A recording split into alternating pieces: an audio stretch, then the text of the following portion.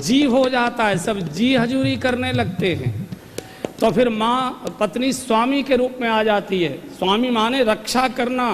कहाँ रहे थे? ऑफिस तो 5 बजे छूट गया था, 7 बजे घर में आ रहे हो, कहाँ गए थे, क्या करके आए हो, क्या खा के आए हो, अब क्यों जा रहे हो, किससे मिलना है, क्या करना है, किसको दे रहे हो, पैसे कहाँ चले गए, सवेरे तो जेब में थे, इस समय जेब खाली कैसे है। वो आपको बिगड़ने से रोकने के लिए स्वामी का काम करती है, रक्षा का काम करती है। और ज्यादातर आदमी पति के रूप में जो बिगड़ते हैं वो 45 वर्ष के बाद ही बिगड़ा करते, उससे पहले नहीं बिगड़ा करते हैं। 45 वर्ष पार करने वाले सावधान हो जाइए। और उसके बाद जब 60 वर्ष क्रॉस होती है तो पत्नी मां हो जाया करती है। जैसे ही पुरुष बूढ़ा होता है, ये मत खाओ, ये मत पियो, कपड़े पहनो, मोजा पहनो, कान बांधो, ठंड लग जाएगी, गर्म पानी से नहाना, धूप में मत बैठो, ये हो जाएगा, वो हो जाएगा। जैसे छोटे बच्चे का लालन पालन रक्षण माँ करती है, वृद्धावस्था में पत्नी भी माँ के ही रूप में हुआ करती है। पूरी बूढ़े की चिंता बच्चे की तरह किया करती है। इसलिए आपने देखा होगा 60 वर्ष के ऊपर जिनकी पत्नी चली जाती है दुनिया छोड़कर, उस पुरुष का जीवन जीना मुश्किल हो जाया करता। अपने मन की बात नहीं बोल सकता, रो नहीं सकता, मन की खाने की बात नहीं कह सकता, दुख दर्द का कोई पूछने वाला नहीं, कुछ बोल नहीं सकता। इसलिए माता पिता की सेवा एक बार गा लीजिए। प्रातः काल उठी के रघुनाथा, प्रातः काल उठी के रघुनाथा, प्रातः काल उठी के रघुनाथा, प्रातः काल उठी के रघुनाथा, मातु पिता गुरु नाम वही माता, मातु पिता गुरु नाम वही माता। तो धर्म का झुकाव, शरीर का झुकाव धर्म की ओर, ये धर्मशील। बुद्धि का झुकाव धर्म की ओर। इसका अर्थ क्या है? इसका अर्थ है कि हमारी बुद्धि का झुकाव गुरु चरणों की ओर, सदगुरु की ओर, जिज्ञासा लेकर, विनम्रता के साथ, हाथ जोड़ते हुए, दैन्यता का भाव लेकर अपनी जिज्ञासा शांत करने के लिए गुरु चरणों में बैठ जाना।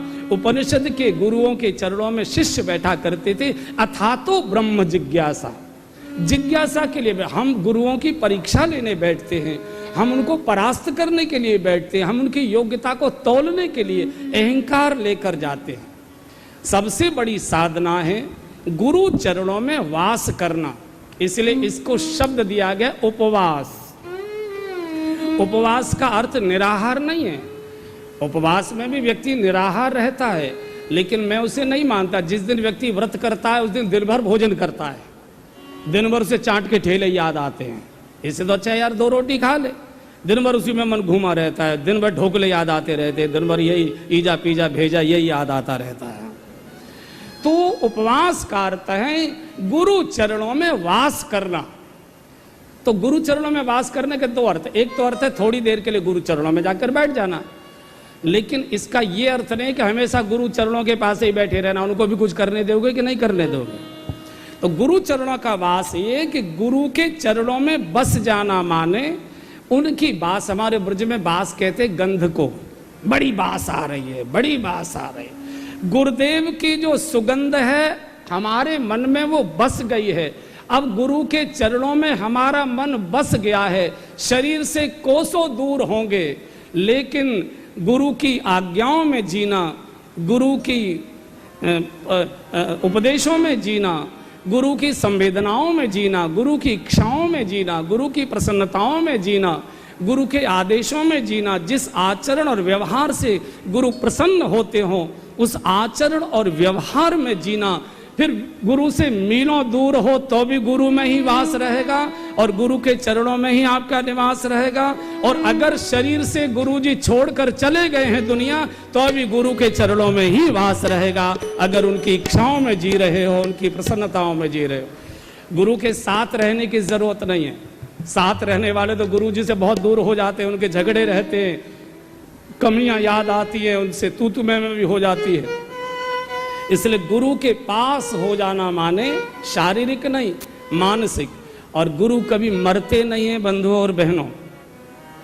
गुरु कभी मरते नहीं हैं। दो घटनाएं समझिए, गुरु कभी जन्म नहीं लेते और गुरु कभी मरते नहीं हैं। बस दो बातें होती हैं, या तो गुरु प्रकट होते हैं या गुरु अंतर्ध्यान होते हैं, बस दो ही घटना होती है। गुरु मरते नहीं, उनकी चेतना हमेशा वातावरण में पीछा करती है, शिष्य को कभी छोड़ती ही नहीं है।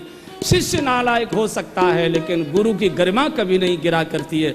गुरु का जो सुगंध है वो शिष्य को घेरे रहती है। और शायद मैंने पहले भी सुनाया होगा, आपको याद होगा, आज से लगभग 20 वर्ष पहले जो विवेकानंद जी का भाषण हुआ है शिकागो में, उसकी शताब्दी मनाई गई थी। सारे देश में एक रथ निकला था। भाषण की शताब्दी शायद विश्व के इतिहास में पहली बार विवेकानंद जी के भाषण की, बाकी व्यक्तियों की शताब्दी मनाई जाती है, भाषण की। तो मैं गाजियाबाद में उस समय कथा कर रहा था, रामलीला मैदान में, तो रथ वहीं आया था।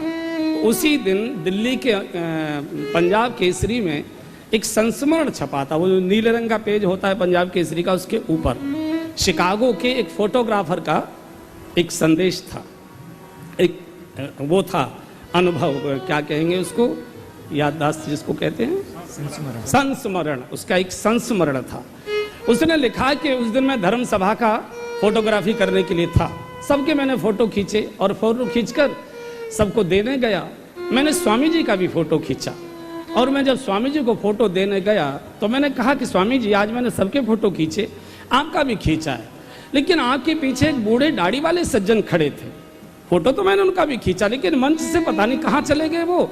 मैं उनका पूरा फोटो लेना चाहता था लेकिन इतना ही आया है। वो कौन थे आपके पीछे? तो स्वामी जी ने कहा कि फोटो दिखाओ तो पहचान कर बताएं कौन थे। और फोटो हाथ में लेकर देखा तो देखा स्वामी रामकृष्ण परमहंस पीछे खड़े हुए हैं। बोले चिंता मैं, गुरु की कृपा इहलोक से परलोक तक। किसी ने गाया कहाँ है मुझे मालूम नहीं, इस प्रसंग में मुझे अच्छा लगता है, गा लो। तू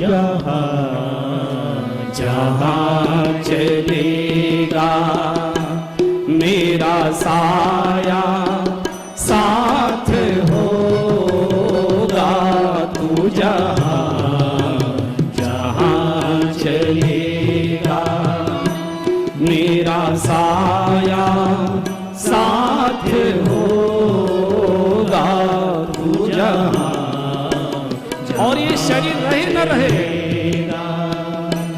मैं अगर बिछुड़ भी जाऊं कभी मेरा गम न करना। मैं अगर बिछुड़ भी जाऊं कभी मेरा गम न करना। नजर